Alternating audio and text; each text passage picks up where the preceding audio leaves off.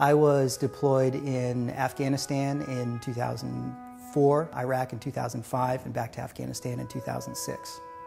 After deployments in the military, I had increasing problems with alcohol and eventually ended up hitting bottom, as we say, and that landed me here in Jacksonville for treatment. As part of my recovery process, I've had to seek out as many resources as I possibly can to try to reintegrate back into society and build a new identity in recovery and those types of things. Let go of the military as well. And that led me to an organization called The Mission Continues, which is a venue specifically for that. The Mission Continues provides fellowships for post-9/11 veterans to carry our attitude of service that we got from the military into the local communities where we live. I was challenged by them to find some place where I may not be entirely comfortable. I was looking for a place to do my fellowship that would be almost exclusively veteran-oriented, and they were pushing me towards something that would be a little bit more personally challenging.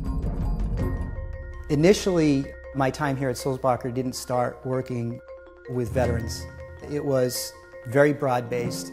Just by nature's course, I started crossing paths with different people, some volunteers that come in from the Navy, and also a couple of residents here that had served in Afghanistan and Iraq and had been in combat and were dealing with post-traumatic stress disorder and were having a hard time trying to adjust to the environment here with all the stimulus and the high population and all the things that we perceive as threats, and trying to help them find some direction.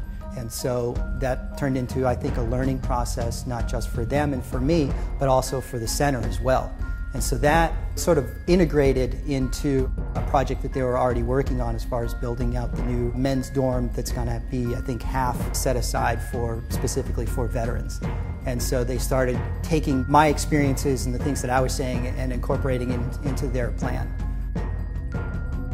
What I learned at Sulzbacher is my limitations and what I can't do. I had goals, I had ideas, I came up with different things that I wanted to do, and how those things actually played out was less influenced by what I was capable of doing on my own versus everything else that goes on here, and primarily what the residents choose to do with their own lives. I could only be here and be available to what they wanted from me. And as much as I wanted to help various individuals, whether it was some of the children that I was introduced to, teenagers, or some of the men and the veterans, you can't make somebody take what you think is best for them. And that was the hardest lesson for me to accept, but that, again, prepared me for a future life of service to humanity.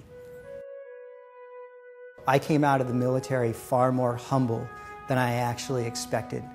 I thought I was going to be somebody that was full of pride and able to manage that pride and be able to use that as strength and power to go off and do other things. But what I found out, again, that my strength actually comes through humility. What is important to me in my service here at Sulzbacher is specifically for the veterans because it's important to Sulzbacher. And there's a lot of organizations and a lot of people that wave the flag and want to do good things. But Sulzbacher has a reputation for doing the real work to help people. The Veterans Task Force was designed for when our veterans dormitories prepared to best serve the veterans here. Who do we need to be partnered with? What kind of services do we need to be providing? What kind of things do we need to be mindful of? What are appropriate funding opportunities? So it's a holistic approach to serving the veterans that are living here. In addition to the current services that we're already providing, what additionally can we do?